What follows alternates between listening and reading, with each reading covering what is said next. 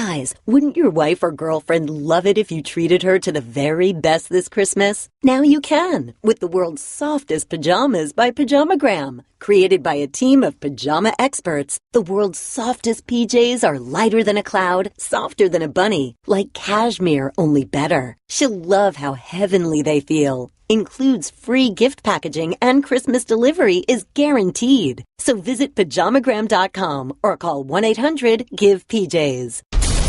And now, Jalen and Jacoby on ESPN Radio. When I pop the trunk, head the deck. Y'all pop the trunk, I pop the hood. Now act stupid, I'll pop the trunk. Now give me your boom. He is Jalen Rose. What up, though? I'm David Jacoby. And on the code check-in. And we are Jalen and Jacoby on ESPN Radio. What do? We give the people what they want. The people want to know the answer to this simple question, Mr. Rose. The Wizards wore all black today to their game against the Celtics. Is that corny? All black everything. All black everything. Is that corny? I'm saying it's corny. Any use of solidarity in team sports, I support. And this is one of those things that will be judged in hindsight. If they go out and get bombed by 25, not a good idea. Mm-hmm. They're going to get clowned. Now, if they go out here and they put in work and they actually avenge, which was not only a bad loss at Boston in their previous game, but one of the worst performances this season of John Wall, then people will feel like it's a good idea. Stay tuned. I think anytime you're writing group emails and texts about what you should wear that evening, I think that's corny. I'm just saying it. We've never texted each other and been like, ooh, what are you going to wear on the show today? I'm going to wear this. What are you going to wear? Well, I'm going to wear that. It just doesn't happen like that. But we've never gotten beaten down by another podcast, radio, or television show. And never will. No. LeBron James and his Cleveland Cavaliers were playing a Anthony Davis-less Pelicans. It came down to the wire, as it never should have. LeBron is driving the basket, goes behind his back, loses the ball, and the Cavs lose the game. What? After the game, LeBron James had some interesting things to say about their team's construction. Quote, "It's like when you don't have bodies, it's tough. The grind of the regular season, we're a top-heavy team. We have a top-heavy team. We're top-heavy as bleep. It's me, Kyrie, Kevin Love. It's top-heavy." What is he really saying? LeBron James had a triple-double. He's the team's primary playmaker. So when he says that they need another one, what he's basically saying is, can I be a finisher sometime? I know Kyrie had 49 and he's doing this thing in the isolation game. We won a championship together. We got to let him cook. I know Kevin Love is putting up all-star numbers, still giving us rebounds, making threes. But Kevin Love isn't creating shot opportunities for LeBron James. So now he's playing more minutes during the regular season at this point than he would like. He's being more of a facilitator to players who are really specialists. Kyle Korver, Channing Frye, J.R. Smith when he's healthy. Those guys really are catch-and-shoot players. Tristan Thompson, Iman Shumpert are defensive and energy players.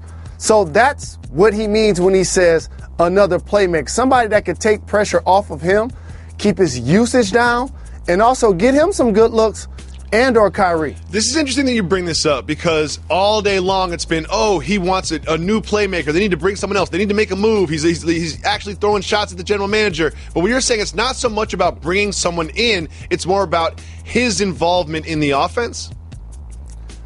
That plays a part because Kyrie Irving's strengths aren't going to lie in the assist category. When he's playing at his best, he has the defense on their heels. He's boogieing like Turbo outside the store with the broom. He's getting to the hole. He's finishing. One of the best in the game, the best handle in the game.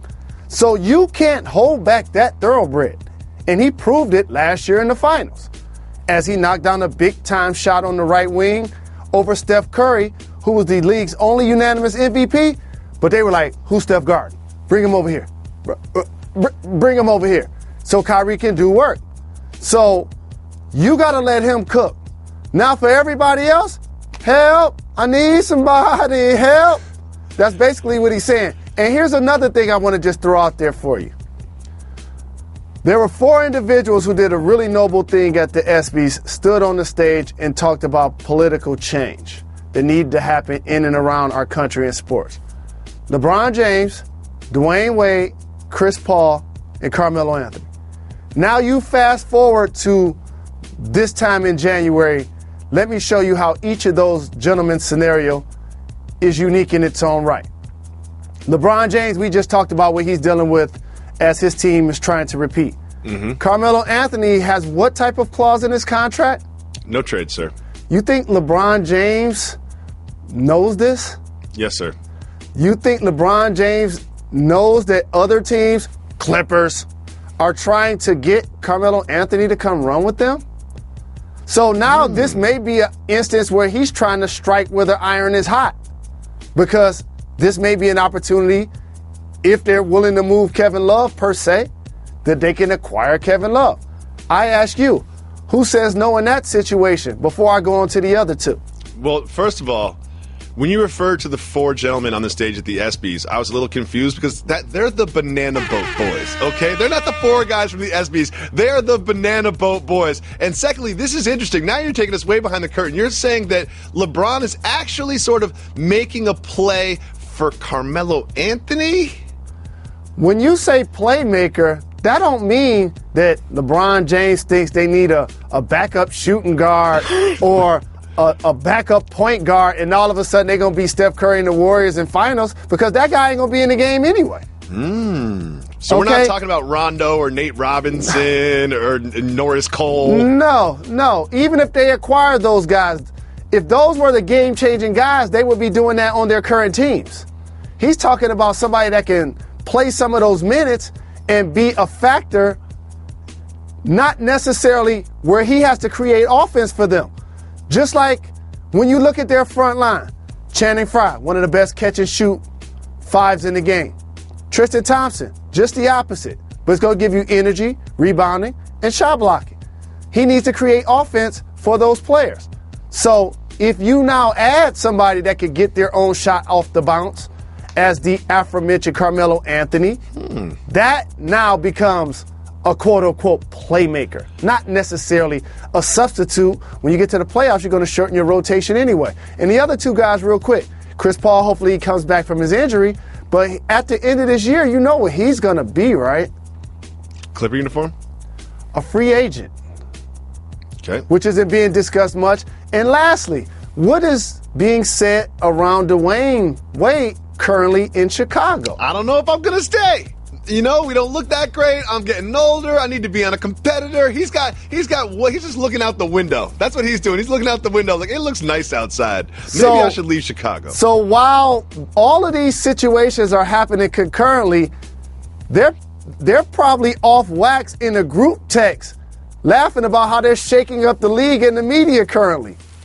They are, and we will always break it down to the compound here on Jalen and Jacoby, where Jalen Rose says that this is not about them getting Rajon Rondo or one more passer. This is about the Cleveland Cavaliers potentially acquiring Carmelo Anthony. What? Now, there's a lot of sort of salary cap, salary stuff that would need to work out to make that happen, but if you're Kevin Love, I hope you are renting.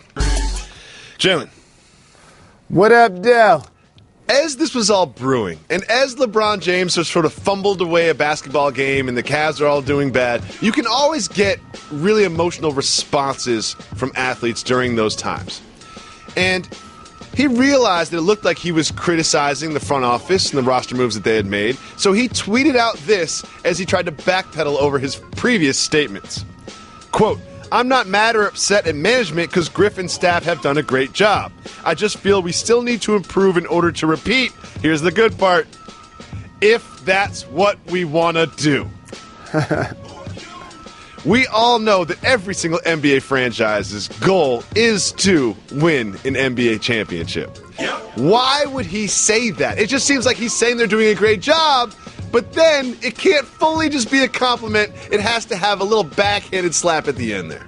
LeBron's in a unique position because not only has he established himself as the best player in the game, he's established himself as the most powerful player in the game, which is two way different things. Throw out the no trade clause, which he has. He also continues to sign short contracts, which now all of a sudden you continue to have the ear of management because they know that you ultimately hold the cards of whether you stay. Sure. Lastly, he left Cleveland because he felt they didn't have what it takes to win a championship. So he went to Miami, a team that had already done it with a Pat Riley's pedigree and Dwayne Wade's productivity, added Chris Bosh 1-2 there. So once he returned to Cleveland, not only did he steal directly and indirectly so many people from the Miami Mafia. I see you over there, James Jones. What up, though, James Posey? I see you, Damon Jones. Don't forget Chris Anderson.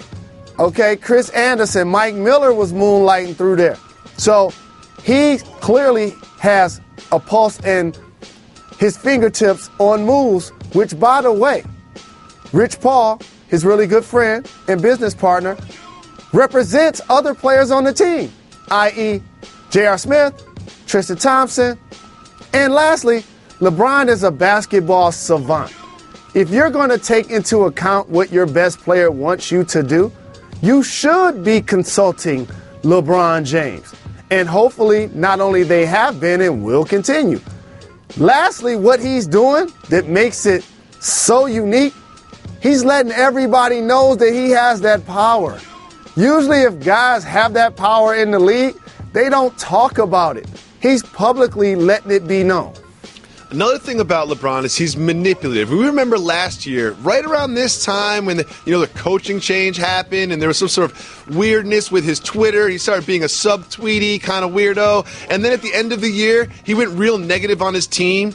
And on March 8th of last year, he said, I can't sit up here and say that we're a team that's ready to start the playoffs tomorrow. We're not. We're still learning. We've still got things that happen on the court that just shouldn't happen. And then, right before the playoffs, he went positive. He does this negative reinforcement thing with his team to sort of that's one of his leadership roles as they head into the playoffs. Why does he do this? Well, this year, this is not negative reinforcement. They lost 5 out of 7, and they got thumped by the Pelicans without Anthony Davis. So this team currently is not playing well. During an 82-game cycle, unless you're the 73-win Warriors, teams usually have these peaks and valleys. And if you look at the Eastern Conference standings, while the Cleveland Cavaliers have the best record, they're not just running away on paper from the Toronto Raptors, even though we know that they'll end up with the number 1 seed and ultimately are head and shoulders clearly the team to beat in the East. That will take place. But for now, he is addressing something that has become an issue as the regular season progresses. Very simple question. Is Kevin Love a playmaker? He is not a playmaker. He's not a playmaker. No. He is a, you can put him in a position to score, and sometimes he will, but he is not a playmaker. Something to look forward, something to just keep in the back of your mind as you look at the rest of the season and potential moves that the Cavs will make. The Golden State Warriors also didn't win a basketball contest last night. They felt the wrath of the red-hot former Cleveland Cavalier, my man Dion Waiters. Dion Waiters! First, I watched this game. It was so exciting. At the end, huge possession. Dion Waiters has switched on, so now KD is covering him. Former teammates. KD, 7 foot tall, one of the top 5 players in the game. Dion Waiters sees this matchup. You know what he does. Step back, miss, and then he comes down. Klay Thompson covering him. One of the best wing defenders in the league. What does he do? Hits the game-winning 3 and strikes the pose. Is it too late to add Dion Waiters to the MVP conversation? Yep. I wouldn't be surprised if the players wouldn't vote him as the MVP, the way they handle the All-Star game votes, but that's another subject for another day. When you have the offensive skill and the heat check ability of Dion Waiters and his size, for him it's about his hesitation dribble. A right-handed shooter, when he has it in his left, he's going to do a rocker step, and if you fall back, he's going to raise up and shoot a mid-range shot. That's his game. That's his Klay signature Thompson. move. That's exactly what happened to Klay Thompson in the game. Each player that is able to get buckets seems to have one of those. But the unique thing about Deion Waiters is pay attention to the journey. He's played with Kyrie Irving in Cleveland and LeBron James. He's played with Russell Westbrook and KD in OK City. He's replacing Dwayne Wade in Miami. So as he continues to evolve, when he sees those guys on the floor, I'm not going to be intimidated because this is where I can make a name for myself. Miami signed me to a 2-year deal. I'm seeing this money that's getting thrown around. I'm trying to get paid too. So that was his stage. That was his opportunity. He seized the moment. But I saw this with D'Angelo Russell, and I saw this with Deion Waiters. When your team in the standings is not going towards the playoffs, Jalen, you're not necessarily having ice water in your veins, Mr. Russell. Oh, what happened to the goal? And Deion, I like the DMC arms folded pose. I love the DMC arms folded but pose. I didn't like the run to the end of the floor saying, "This is mine." No, it's not. But that is Wade County. Wait. You're trying to tell me that Miami is not Deion Waiters' city? Is that what you're trying to tell me? Well, this is Zaza's league. Also, earlier in that game, my man Luke Babbitt just gave Zaza a little shoulder. Zaza retaliated with what I can only call, I don't know if it was a slap or a mush, but it was something. Simple question, is Zaza a goon? He is not a goon. No goons exist in today's game. You can't physically intimidate your opponent from driving to the basket, from celebrating in your face because they think that they're going to get an elbow or get punched. So the physical intimidation psychologically is out of the game for the most part. Jalen Rose? What up, Dell? There's an important contest in the National Football League in Houston in just over 12 days. What I want to do as we lead up to this is continue to build anticipation and excitement for the game. However, when you work in the media and you know it's a 2-week drag, just the storylines get really boring and they get beaten to death and it just kind of becomes too much. So we're going to have fun with it every day. Today we're going to do a thing called I Wouldn't Be Surprised If. I like that, sir. I'm going to give you just a bunch of statements. And the statement That's is, I wouldn't nice. be surprised if something happened. And you tell me if you would be surprised or not if it actually happens on Super Bowl Sunday. Are you prepared for this, Mr. Rose? Let's get it. I wouldn't be surprised if someone aside from Tom Brady or Matt Ryan won the Most Valuable Player award. Julio Jones playing, right? Yes, he is. Okay. But you have to think that if Julio Jones has MVP stats, all of his stats are also transferred to Matt Ryan in addition to Matt Ryan's other receivers. You see what I'm saying? If Julio Jones has a big day, that means Matt Ryan has a bigger day. Not necessarily. Matt Ryan could throw for 350 and Julio Jones can have 175. That's exactly my point. Thank you. Correct. Which means if he gets half, he's going to win MVP. I wouldn't be surprised if the Falcons score less than 24 points. That's not happening. They've been the most explosive team in the league all year. I just saw them hang 40-plus this past weekend. They're getting over 24. I think that's fair. I wouldn't be surprised if Johnny Manziel is in a Super Bowl commercial. Not going to be able to do it. You don't think Johnny Manziel's there yet in his career where he's just scooping up an extra $100,000 or whatever to make fun of himself in a commercial? Mr. Rose? Jalen, do you have any thoughts on this one? You hear it. Fair. I wouldn't be surprised if this game doesn't have a single rusher with over 50 yards from scrimmage running the ball. That's inaccurate. The dual backfield of Freeman and Coleman, one of those guys will get that not only possibly rushing, the other one will probably get it receiving. And on the other side of the football, I'm telling you right now, it's going to be a lot of LeGarrette Blount. The Atlanta Falcons are a fast defense. He's probably just as big and just as large as all of their linebackers. They're going to try to get him matched up on them running downhill. So I wouldn't be surprised if a couple players have over 50 yards rush. Do you see more production from Blunt or Deion Lewis from the Patriots on Super Bowl Sunday? Blunt in the run game, Lewis in the pass game. I wouldn't be surprised if Lady Gaga brings out a guest performer that just happens to be a person of color. We talked about this, and yes, this will happen. If you look at the dynamics of the National Football League and the NFL, those players aren't going to the games and or leaving the games or dancing in warm-ups listening to Lady Gaga. No, you don't know that for a fact. So because of that, you will see some guest performers probably from one of the towns that are represented in the Super Bowl. We're talking about Aerosmith, right? Back to Aerosmith? No. Little Steven Tyler coming out there? No, not that? Almighty RSO? No? No. I wouldn't be surprised if the Patriots win the Super Bowl and then give the drunken fire alarm guy a Super Bowl ring. That's not, either one of those things are happening. Wait, if they win. So here's the thing. There's a such thing as actually getting championship rings, then there's replicas.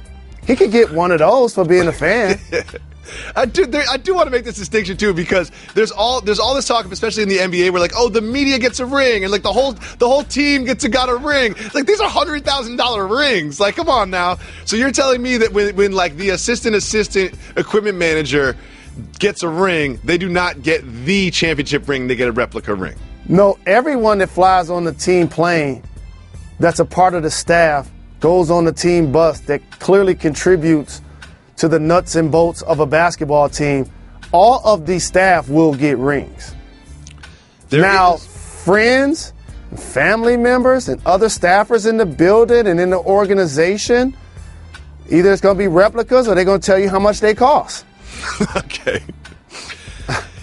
I wouldn't be surprised if the Podfather bets money on the Falcons just to jinx them. I don't think he uses his money in reverse order that way. I think, as savvy as Bill is, he'll pick the Falcons to win just to temper it a little bit, to hedge his emotional investment. Correct. Yeah, I could definitely see that happening. For the record, I beat the Podfather at Golden Tee today, and I told him I wouldn't bring it up. I wouldn't be surprised if Tom Brady throws a touchdown pass to a black man. I see where you're going here. When you look at the Patriots receiving core, there's Mitchell, Hogan, Lewis, Amendola, Edelman. Those guys are usually his favorite targets. With that being said, Deion Lewis had a game during these playoffs where he caught 3 touchdowns. So I don't think that's going to be accurate. Ran for a touchdown and returned a kick for a touchdown. Where he scored 3 touchdowns. Did he catch one?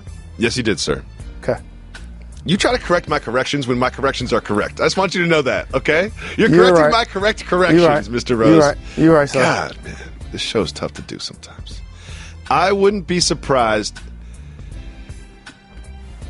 if the Patriots win and a shirtless Rob Gronkowski grabs the Lombardi trophy from Roger Goodell's hands, denying us all of the moment that we want to see Roger Goodell handing the trophy to Kraft, Belichick, or Brady. That's not happening. The organization has been there, done that.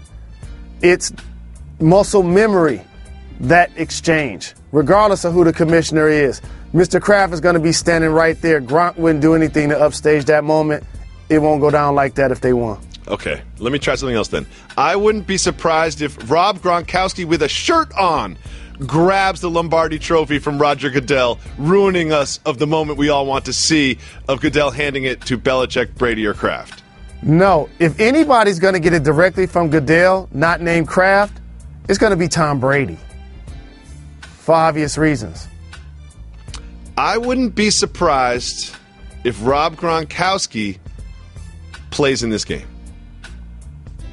That's not going to take place. I'm he sorry. already said, as well as his family, that he's out for the year. I just ran out of the ones that I wrote already. That's why that one came out. Jalen Rose. Yes, sir. You and I have a lot in common. One is the love of power couples. One of the power couples we've been celebrating recently is that between Drake and Jennifer Lopez. Well, I have an update for our audience. Drake was caught dining in Amsterdam with a young lady who is a porn actress. What? Her name is Rosie Devine. I'm not sure if that's her government name. I've done some research for this program on her. She appears often scantily clad on Instagram. What do you think this means for the Drake and J-Lo relationship? Just like Eddie Murphy and Raw. Hey, wasn't me. Might look like me. Wasn't me. I have some advice for Drake. If you are going to go to dinner with a porn star, you don't wear a big puffy yellow coat. No. You know what I mean? It's hard to be like exactly inconspicuous. Now, here's the thing, though. If you're not being faithful to your partner, and we don't know what level he and J-Lo we is have at. no idea where they're at. In theory, the person will deny it all the way up unless you saw the physical act. Yep. Yes, you can always do this. He can always be like, oh, we were with a group of friends. Oh, she was friends with my friend. You know George. She came with George. I didn't even know she was going to be there. Didn't even know she was. Oh, wait, she's a porn star? Really? That didn't come up. We were just talking about the meal. Another thing you can do, you can say, it wasn't me, and when it's obviously you because you're wearing a big puffy coat and you're Drake, one of the most recognizable faces in the world, you can also be like, it was Amsterdam, I was high. You know? So it was like, I don't even know I had dinner. I don't even know what my name is that night. I don't even know what happened. I was high. How do you think he tries to explain this, assuming that he has to explain it to Jennifer Lopez? Wasn't me. Yep. Jim Harbaugh is a forward thinker. He's an innovator. He does things differently. For example, wears cleats every day to everything. But this time, I'm not talking about that. He is bringing the football team on an international excursion to Rome. Here's what he said about it. Quote, "We were looking to provide our student athletes with a great educational, cultural, and international football experience." My question for you is there a 5-star Italian football player recruit that we don't know about? Possibly. Yep. Don't underestimate when Coach Cal of Kentucky was coaching the national team. He ended up signing one of their players, Karl Anthony Towns. Oh. So maybe there is something there, but I just wanted to acknowledge this isn't the first time that Michigan has taken a team out of the country. This happened in the summer of 1992. I was a part of a basketball team for 14 days. They went to Venice, Nice, Lugano, Monaco, and Switzerland, and complained the entire time. I'm like, I'm a product of my environment, and this ain't it. Like, I wanted to be in the hood so bad. I didn't just want to be off the trip. I wanted to be in the hood. I have a question for you. You were looking at your phone a little bit as you explained that. Were you Googling your own trip to make sure you got it right? No, I actually referred to this recently, so I wanted to make sure I got the cities right. Okay. So I think that's a yes. But, you know, I'm not a stickler for detail. Tiger Woods is returning to professional golf once again this weekend. There's two ways you can look at this. Are you, I'm so excited Tiger Woods is back, or are you, let me know when he's playing well and then I'll start paying attention? Let me know when he's playing well, then I'll pay attention. Thank you. That's exactly where I'm at, too. It's so been much way coverage. too long. Oh, he's coming back. He's coming back. He's coming back. It's just like, everybody, Been so long. let me know when he's in contention. I'm missing you, baby. Tiger Woods made the cut. Like, I don't care. Been so long. Do you think his new sponsor, Monster Energy, will help him be extreme while he's on the golf course? I can see if on the back nine final day, the old school Tiger could emerge where he drops it and all of a sudden the red sweater and the fist pump and the crowd goes wild. But man, those days are long gone. Those days are long gone. Yeah. But see, I'm less concerned with Tiger Woods' physical health. I'm more concerned with his goatee. And let me explain. His goatee is much like yours from the lips down. It is thick, it is well groomed, it is fully filled in. But you can't have the thick line below the lips and the pencil thin line above the lips. Take us behind the curtain. What is he doing? I'm not sure. We see a lot of individuals that do unique things with their facial hair. I'm someone that can't grow a beard. I just kindly get a chance to grow a goatee, so I try to rock it, and I try to rock it thick to represent my late great father, Jimmy Walker, and also my favorite player growing up, especially when he was a youngster, Irvin Magic Johnson. Now, this is a small story that's going to lead to a big question. TMZ basically reports on every single thing that Justin Bieber does. So he went to the movies. And when he went to the movies, they knew what he ordered. He did not order popcorn. If you go to a movie theater, is popcorn a must-have element of the experience? Must have. It's almost like you can have whatever vehicle you want to drive. You got to put gas in it. That's what popcorn represents. How about this? I'm an individual that actually goes to the movies on game nights when we have countdown and actually get popcorn and bring it back to the studio. So if I'm going to get popcorn and not going to the movie, of course if you go to the movie, you should get popcorn. And one of my favorite things about this, and Jalen Rose is an extremely generous person. Oftentimes he will show up before the show and he'll bring food for the staff, and it just it just makes us all happy and makes us feel loved. You know, it's just really nice of you to do. But when you do the popcorn thing for the countdown, you pretend like it's for everybody else. Like, hey, I brought everybody popcorn. Like, no, dude, you wanted popcorn, so you got an extra large. That's what happens. Here's what I do. No, I get two. One for everybody and one for me. Okay. If someone said to you, Mr. Rose, how do you take your popcorn? What is your answer to that? Extra butter. Extra butter. Do you know what I've leveled up the popcorn experience at the movies. Have you delved into those flavored salts that they have for like an extra 75 cents? There's some there you can go somewhere with that. The Parmesan cheese, the cheddar cheese. At the movie, I want the original. That's you do all that other stuff at home when you're doing the over Werdenbacher and you actually make your popcorn on the stove like I do. One thing that we both enjoy at the appropriate times for the appropriate amount is adult beverages. Someone else who enjoys this is Justin Bieber. During this movie theater visit, he had 3 Jack and Cokes. What? Another question. Is there something weird about drinking alcohol at a movie theater? Not at all. Adults love the fact that now you can go to a movie with a friend, a mate, a colleague, a family member, your kids, all ages, shapes, and sizes, and everybody can get entertained. There's candy for the kids, there's beverages for the adults. Best of both worlds. So here's my question for you, Jalen. As someone who has been to multiple movies with you, if you get so much popcorn and you get adult beverages, why do you just fall asleep for the entire movie? You just said it. I guess that's right. The question was the answer. It's cool in there. The chair's comfortable. It's quiet. You can't be on the phone. Can't be on the computer.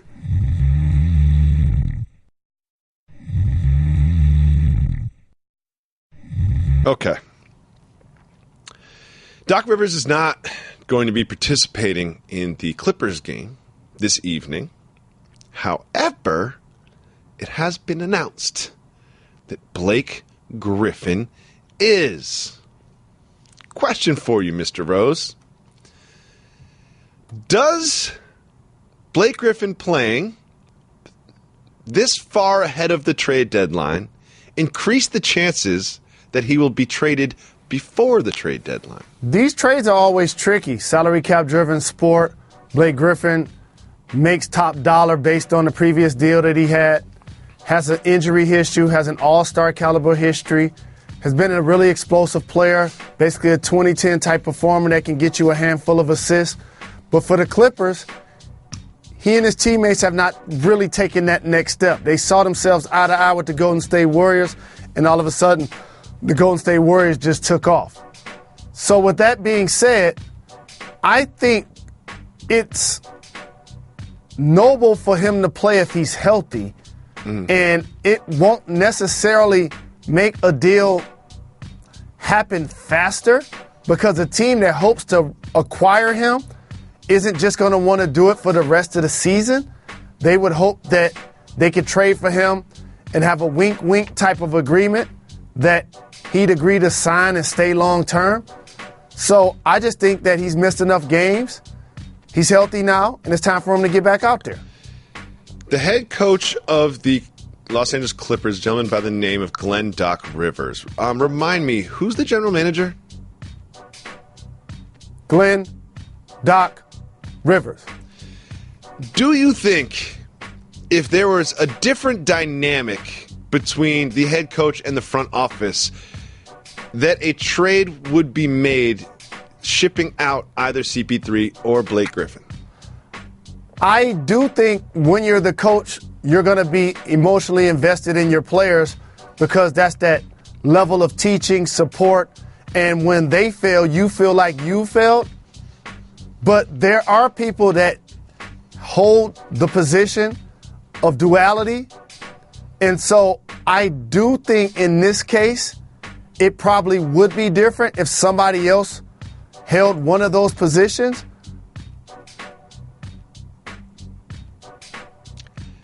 Question. Steve Kerr is saying that the players are making a mockery of the All-Star voting process. You know what I like about doing this media thing? What? It was all good just a week ago when we talked about that on this very program.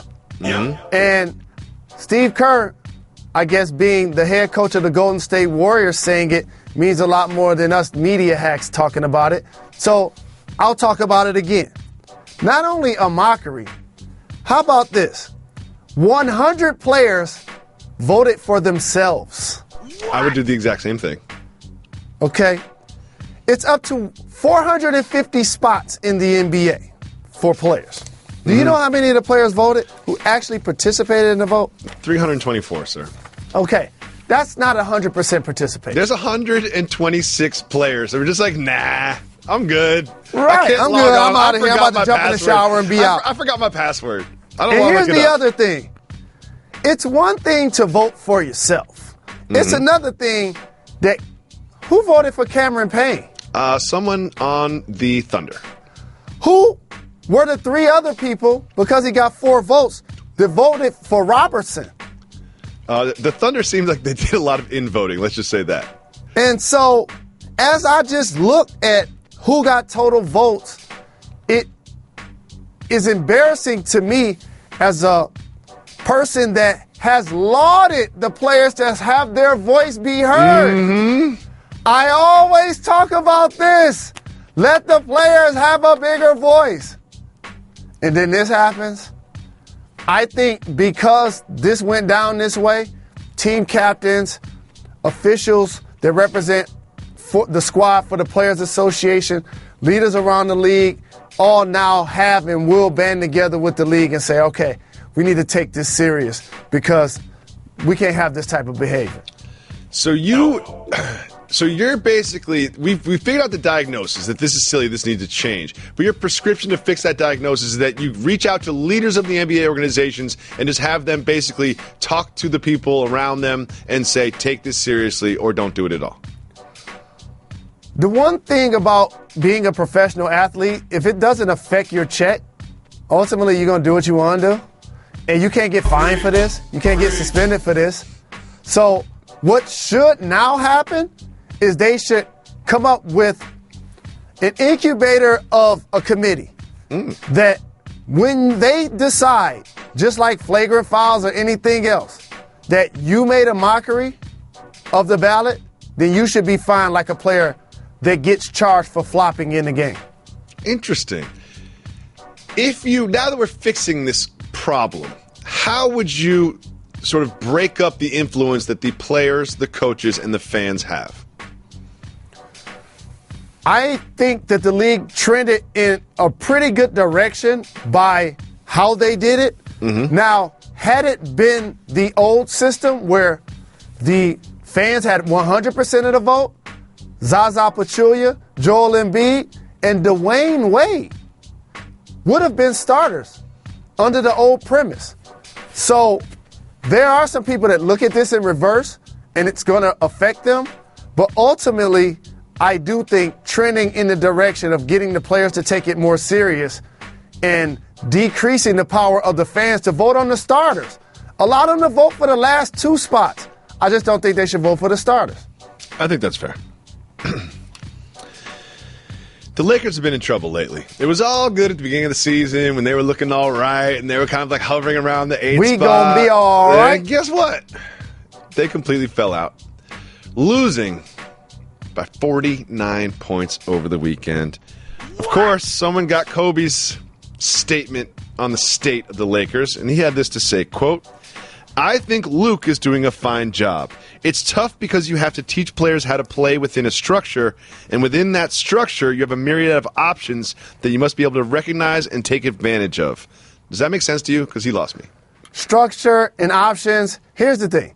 When you watch your favorite NBA team, even if they're in the lottery, you can look at the floor and say, we do have Anthony Davis. We do have Boogie Cousins. We do have Joel Embiid. When you look at the elite teams like, say, the Golden State Warriors, they have 4 All-Stars. The Cleveland Cavs, they have 3 All-Stars. For the Lakers, that player has not emerged from the players that they've drafted as that knockout prospect to build around. I would like to say, hey, Kobe, what was the structure and options last year? Because the structure seemed to be pass the ball to me so I can shoot it. That was the structure last year. Yep. Jalen. What up, Dell? The Pittsburgh Steelers are just a sort of model franchise in the National Football League. Yep. They've got a very stable ownership group. They've had the same head Rooneys, coach for a long time. Mike Tomlin. They've just got a just sort of stable franchise. Well, after losing to the Patriots in Foxborough, it just sort of seems like everything is falling apart. First, we had this when Ben Roethlisberger, in the wake of a loss, people say things. He first said that maybe the moment was too big for some of the young players on the team. If that wasn't bad enough, let's listen to what Big Ben said on the radio just this morning. Radio! I'm going to take this off season to evaluate, to consider all options, to consider health and family and things like that, and just kind of take some time away to evaluate next season, if there's going to be a next season, all those things. I think that's, at my point in my career and my age, I think that's the prudent and smart thing to do every year. Big deal or no deal? No deal. Because here's the thing. 1, whether he plays or not is going to be a season, literally. 2, while he's getting up there in age, currently 34, and since 2011 been sacked more than any quarterback in the league, I think because of his physical style at quarterback, he may not age gracefully like you see, say, a Tom Brady. So I don't anticipate that he probably is going to play 4 more years after this, but I would almost bet anything, if healthy, and nothing dramatic happens personally, that he will be a member of the Pittsburgh Steelers next season. And this isn't just athletics. Like, anyone who has been through a grueling work experience, if you ask them the day after it's over, it's like, oh, I will never do that again. But then as you get a little bit more time away from it, those terrible memories sort of turn into fond memories about a bonding experience, and you're a little more apt to jump back into the pool.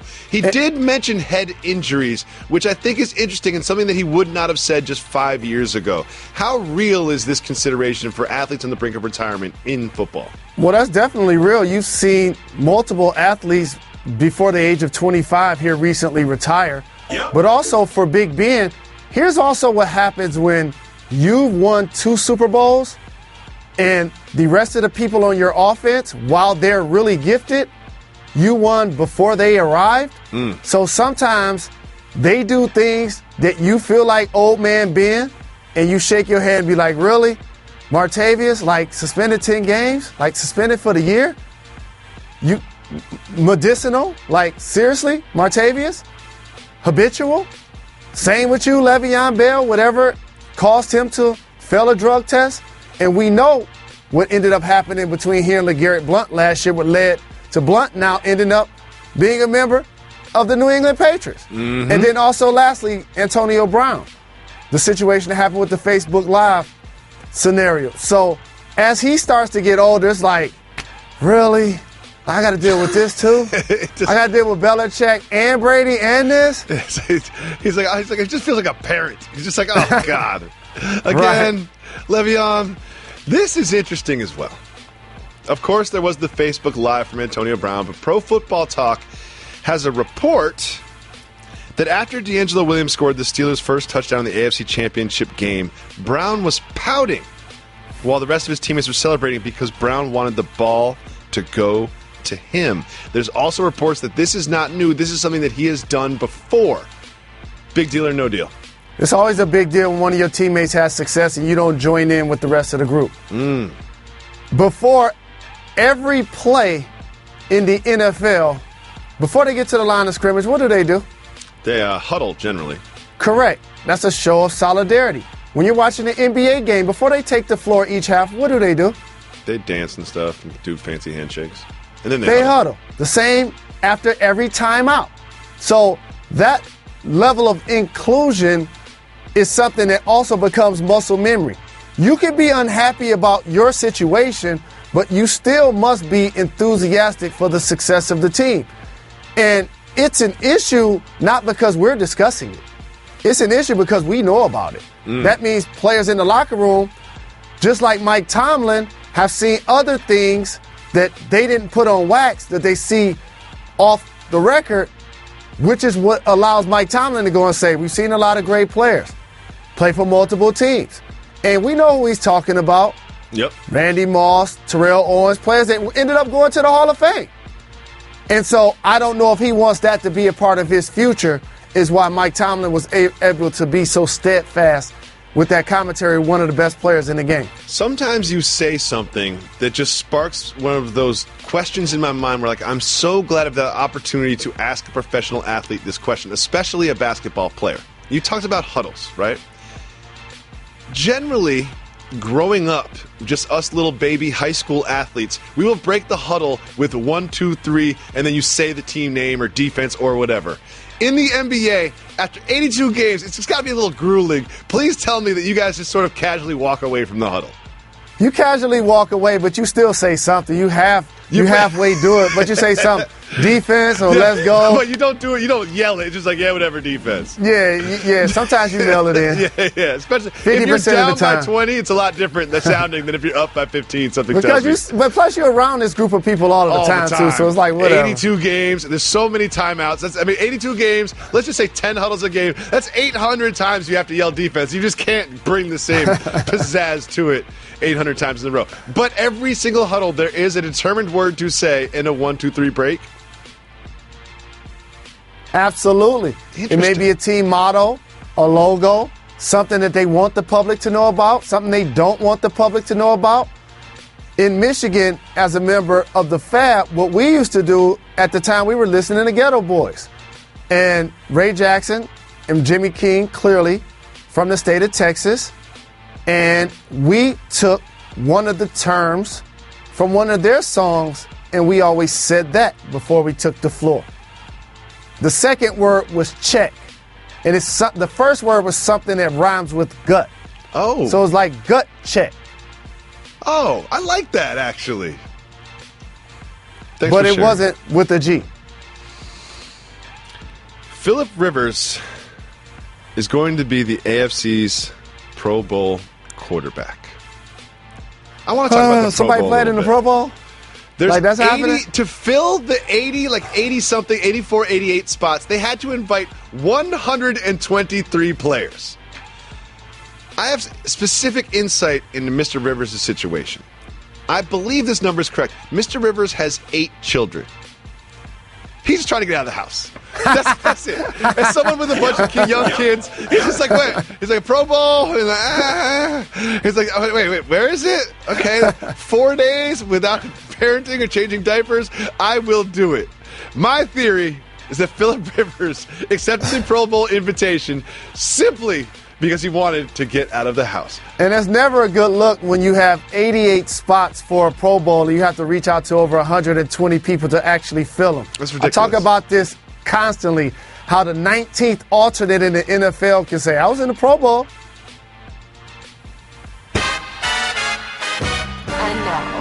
The Don't Get Fired topic of the day. Tom Brady had this to say when asked about his friendship, a relationship with Donald Trump. Quote, "Why does everybody make such a big deal? I don't understand it." Your thoughts, Mr. Rose. Don't get fired. So I actually have a unique perspective on this because when Antonio Tarver and Roy Jones Jr. fought in New Jersey. Ooh, that was when Roy Jones got knocked out, right? Correct. Guess who I was in attendance with? Chris Webber, Tom Brady, and Donald Trump, who's the owner of the hotel. And so, just like any relationship, we're all judged by our friends, our family members, people that are close to us and their behavior. Mm-hmm. That's just how this works, especially as a public figure.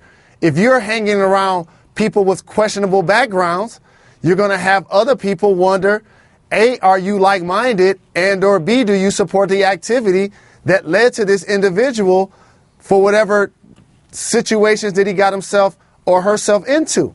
So it's only commonplace when one happens to be arguably the greatest quarterback of all time, and one happens to be the president of the United States, who, by the way, had the lowest approval rating of any person that has taken that office, and for the fourth time in the presidential election, did not win the popular vote. So if that does take place, you're going to have people potentially with opposition when you run a campaign that I will say, to say the least, was divisive, ruffled a lot of feathers. And just because you now won the office, it does not mean that it can repair the damage that you caused along the way. I don't really understand what Tom Brady doesn't understand about what you just explained, Mr. Rose. We have a voicemail line. It is 98580-JALEN. If you call that voicemail line and you leave us voicemails, we'll play them on the show, like this one right here. Okay, I know my limitations. I'm a 55-year-old white guy that's not the hippest guy in the world.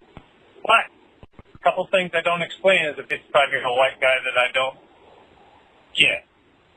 Can you explain the pop the trunk intro every time it comes on? I'm not getting it, and I want to understand it. Thanks, Jalen and Jacoby. I'm glad he brought this up, okay? Because our Pop the Trump theme is internally a controversial theme. It does have a dual meaning. And one thing I want to make very clear, when we use Pop the Trunk as a motto, we are not referring to any type of violence in any way, shape, or form. No. What are we referring to, Mr. Rose? Relate this term more to the record industry and an artist that wants to create a groundswell of supporters because he doesn't have a major label behind him. Mr. Rose, can I interrupt for a second? Yeah, you forgot who we were answering the question to. How about this? Instead of the record industry, let's go with in Goodfellas when they were selling cigarettes out of the back of the car. They would pop the trunk and have sort of a not exactly above the board business, which is where our humble beginnings came from. Sorry I had to interrupt you, though, but I was on the same wavelength as the 55-year-old white guy. Same page. We felt like we wanted to go the blue-collar route so this show could grow. And in the last 5 years, we went from being a podcast to a radio show. To sellouts. And now you can view us nightly on ESPN2 and every morning on ESPN News. Let's listen to the next voicemail. Jalen and Jacoby, what up, though?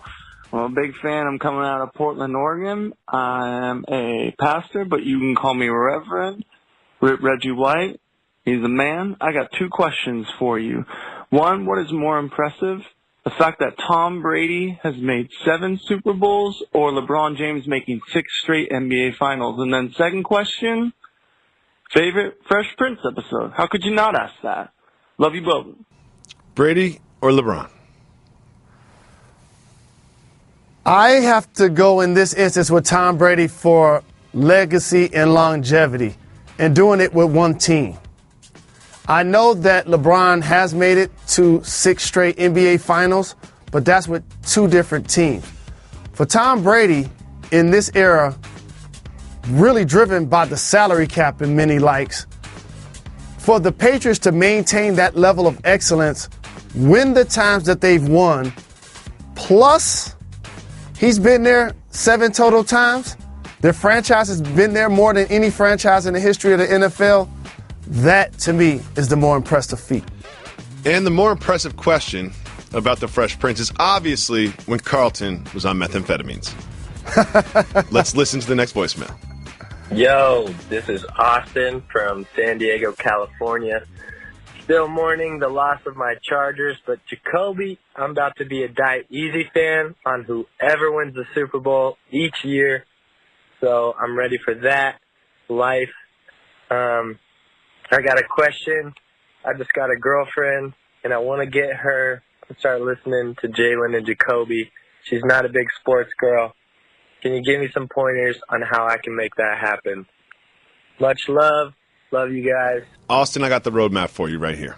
Here's what you do. You don't just start playing a new episode of the podcast in the car when you're driving with your girl and say, this is great, this is great, this is great. You pre-listen. You pre-screen an episode to the one segment, the one topic you know that will touch her, that will connect with her, and you just act like you just happened to play that one segment. When she gets in the car, you can introduce her to Jalen Jacoby. First impressions are everything. She'll be happy at first, and then over time, she'll realize that disappointment is really what this show brings.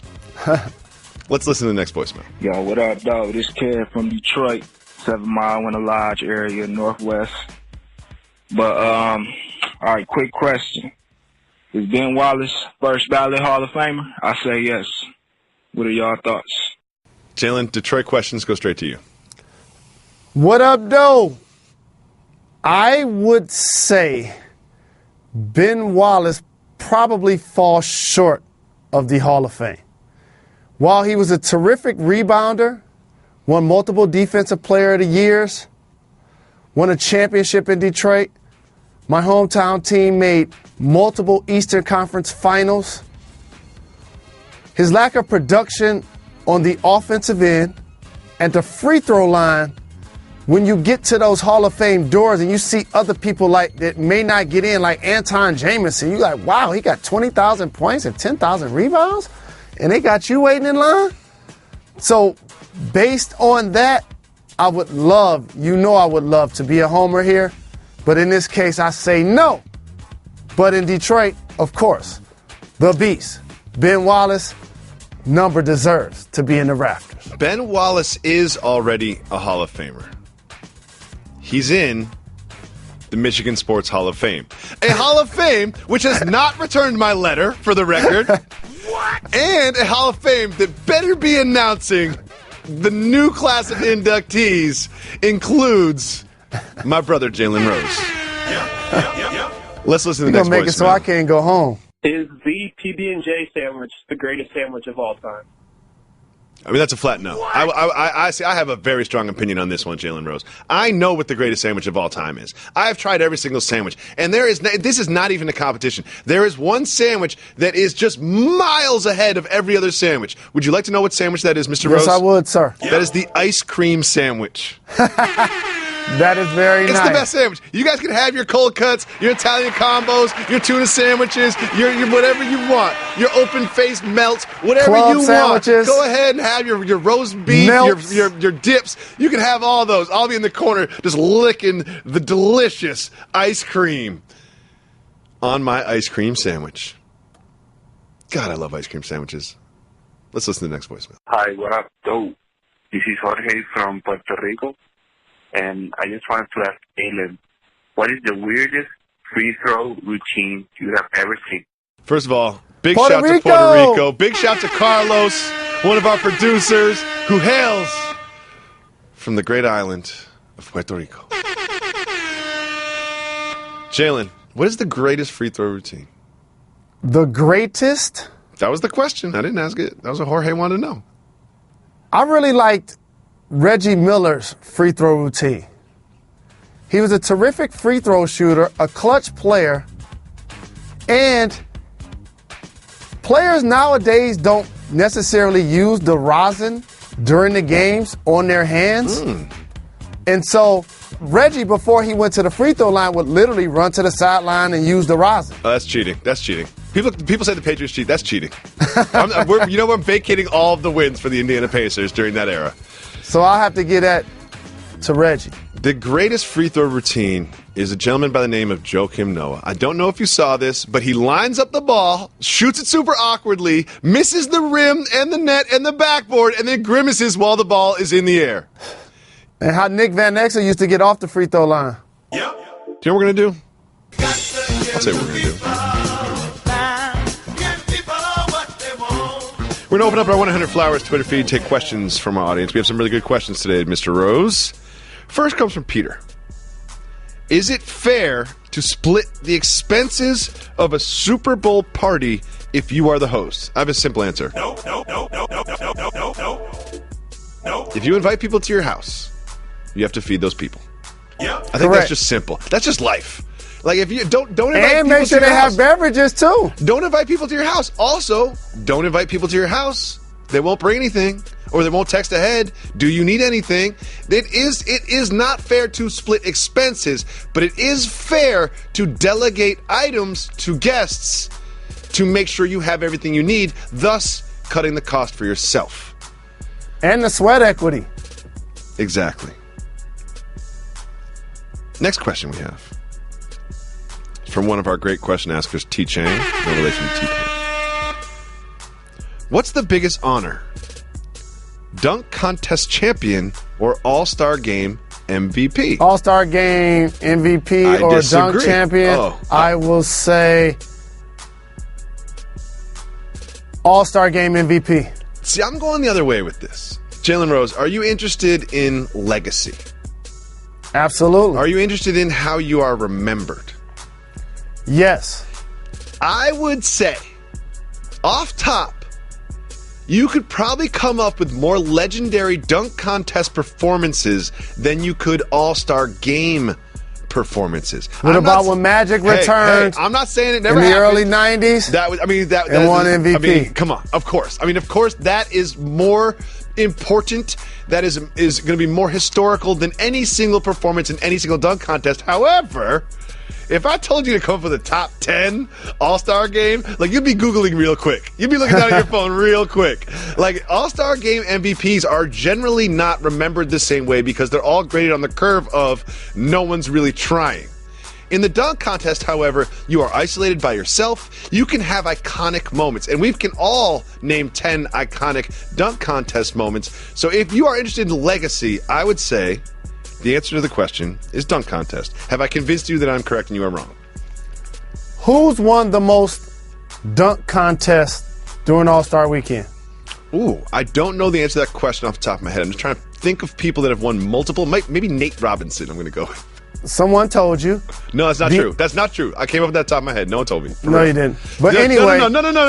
You got to give me some credit, man. No one told me that. I'm not lying to you. My bad. Okay. God. Okay. God. So,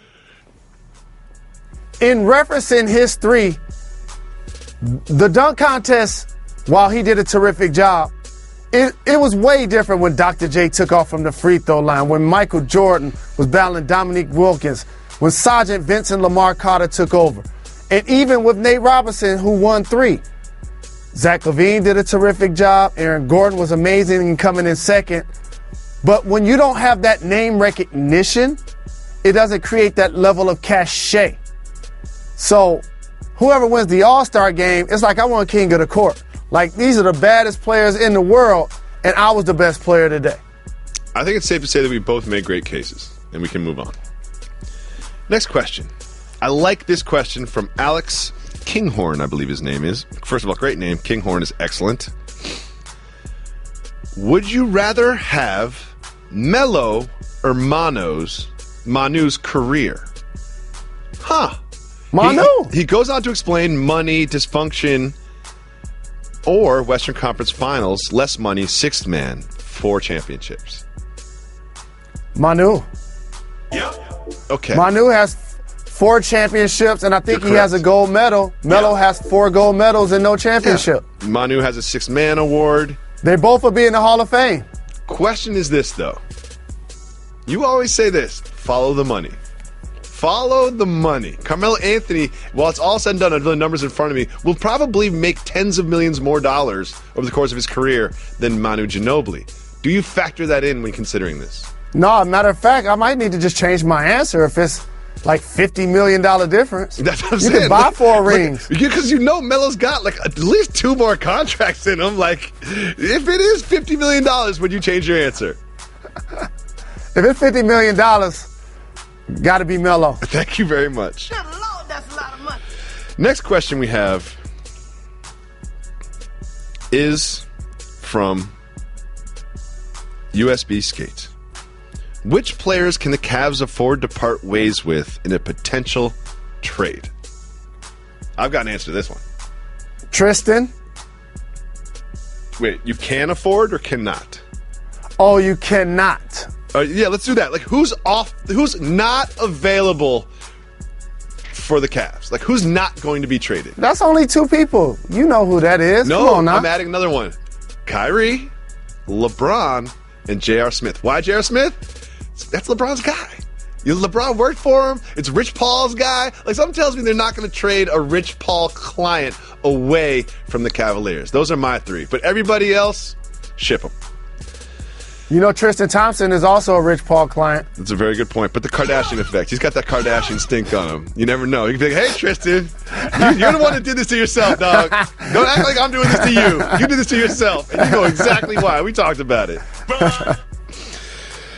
For whatever it's worth, didn't Tyronn Lue play in L.A. with Lamar Odom? Man, I'll be dropping jewels sometime. I believe so. Were you trying to tell me that Lamar Odom's going to end up on the Cavaliers? No. That's not the playmaker that LeBron is looking for? No, I'm trying to say it's probably interesting for Ty Lue to see his former friend and teammate, Lamar Odom's ex-wife, dating one of his current players. Oh, good point.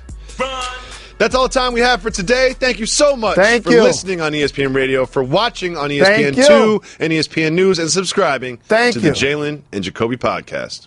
You're far too kind.